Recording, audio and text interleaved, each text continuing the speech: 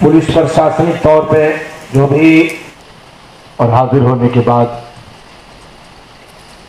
सभी मंजूरों को देख रहा हूं, इस ऑफिसर लोग हैं और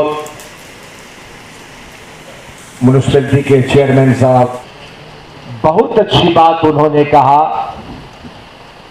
कि सबका साथ, सबका विकास और सबका विश्वास, बड़ी अच्छी बात है।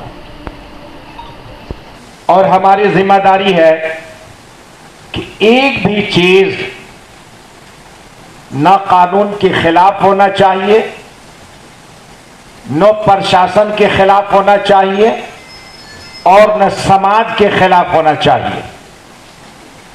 इसलिए जिस चीज के बारे में आईसी साहब ने कहा, 3-4 चीजें वो बताए हैं, पूरी तरीके से हम लोग पाबंद हैं और जो गवर्नमेंट का आर्डर होगा उसके ऊपर हम लोग पाबंद रहेंगे। রাজি আছেন এবং এটা ঠিক যে ওনারা যা ডিসিশন নিয়েছেন, আমরা রিসরা সমাজ, শ্রীরামপুর সমাজের মধ্যে আমরা মিলিতভাবে থাকি।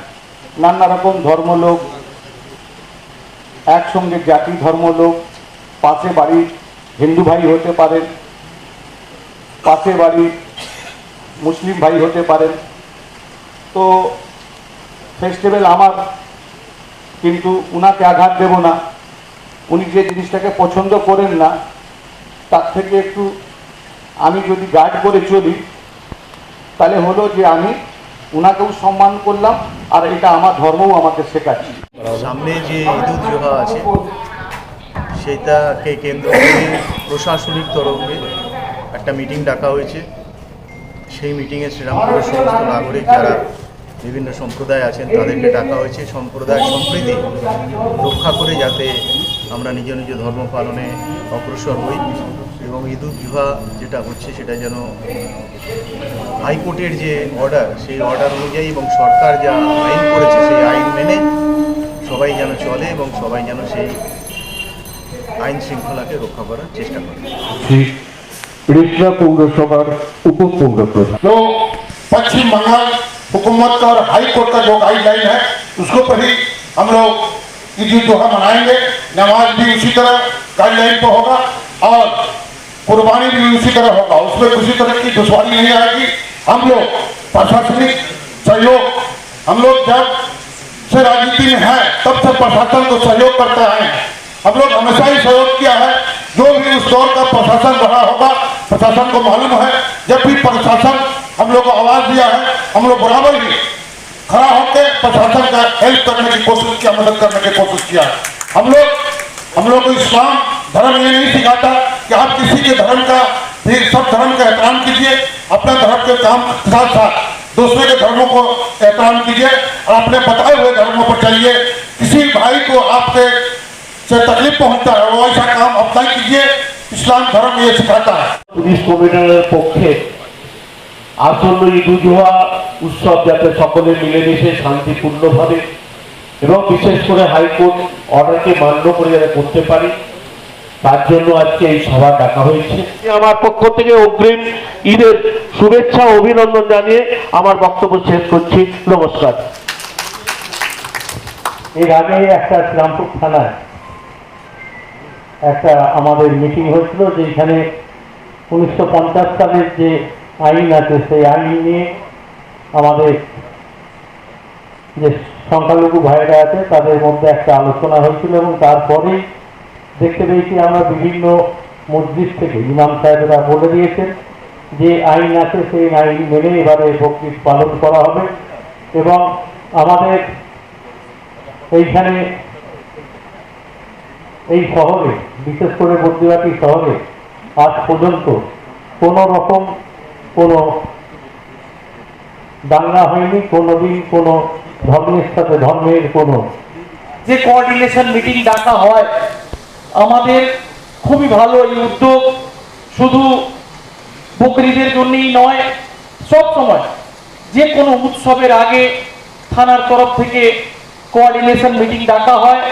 যে কোনো উৎসব যাতে ভালোভাবে পালিত হয়, সে যে কোনো ধর্মেরই উৎসব হোক, আমাদের ইসলাম ধর্মের হোক, খ্রিস্টান ধর্মের হোক, হিন্দু ধর্মের হোক, সব উৎসবই যাতে ভালো করে পালিত হয়, কারো যাতে কোনো অসুবিধে না হয়, তার জন্য যে প্রশাসনের তরফ থেকে সবসময় এই মহতি উদ্যোগ আমাদের পুলিশ প্রশাসন নিয়ে আসছে। আমি পুলিশ প্রশাসনকে, চন্দননগর পুলিশ কমিশনারের সমস্ত অধিকারী, সিপি সাহেব থেকে নিয়ে সমস্ত সবাইকে, আইসি সাহেব থেকে নিয়ে ডিসিপি সাহেব, এসিপি 2 সাহেব, সবাইকে আমি ধন্যবাদ জানাচ্ছি। সেই উপলক্ষে সমন্বয় মিটিং আহ্বান করা হয়েছে। আমি প্রশাসনকে ধন্যবাদ জানাই। আমাদের পূর্ববর্তী চেয়ারম্যানরাও বলছিলেন বিভিন্ন সময় যে কোনো অনুষ্ঠান হয় আমাদের, সেই ধর্মীয় অনুষ্ঠান হোক বা যে কোনো সামাজিক অনুষ্ঠান, আমাদের সবসময়তেই এরকম সমন্বয় মিটিং ডাকা হয়।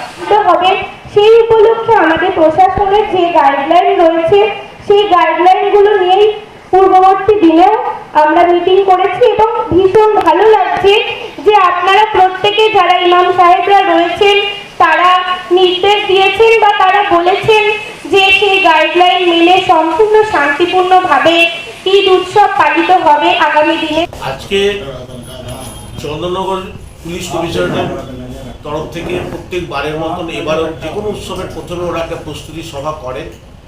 আজকে সেই হিসাবে বকরিদ উপলক্ষে আজকে একটা সভা ডেকেছিলেন। সেখানে আমাদের প্রশাসনের যারা যারা আমরা আছি তাদের, যেমন ডিসিপি ছিলেন, এসিপি ছিলেন, আইসি ছিলেন, আমাদের বদ্রি পার্টির chairman, research chairman, vice chairman Badri party এবং শ্রীরামপুর, রিসার্চ এবং শ্রীরামপুর, মনি সাময়ী ছিল এবং পুলিশের অধিকারীরা এবং ইমাম সাহেবরা এসেছিলেন।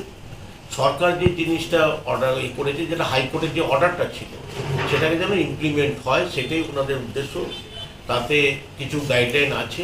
1950 সালে হাইকোর্ট অর্ডার হয়েছে, কিন্তু এতদিন ধরে হয়নি। আজকে আমরা সেটা প্রশাসন থেকে এবং সবাই এগ্রি করেছে।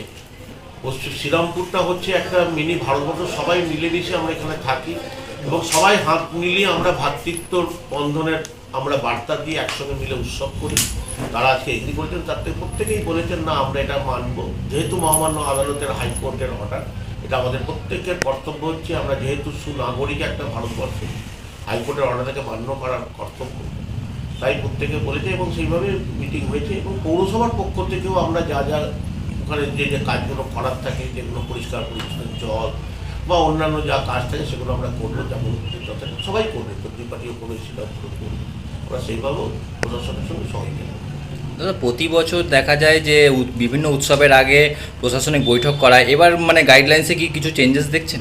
না না, গাইডলাইনে চেঞ্জ নয়। বিশেষ করে বকরিদ উপলক্ষে যে গাইডলাইনটা হাইকোর্টের অর্ডার ছিল সেটা তারা সেটাকে ইমপ্লিমেন্ট করবেন বলেছেন এবং সবাই এগ্রি করেছে, সবাই রাজি হয়েছে, সহমত হয়েছে, অর্থাৎ সেটা এগ্রি হবে।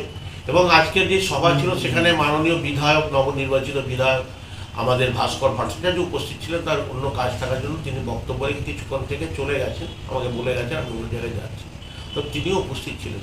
তাই আজকে প্রশাসনিক সভাটা খুব ভালোভাবে হয়েছে, সৌহার্দ্যপূর্ণভাবে হয়েছে এবং সবাই আমরা একমত হয়েছে যে হ্যাঁ এটা অবশ্যই করা উচিত।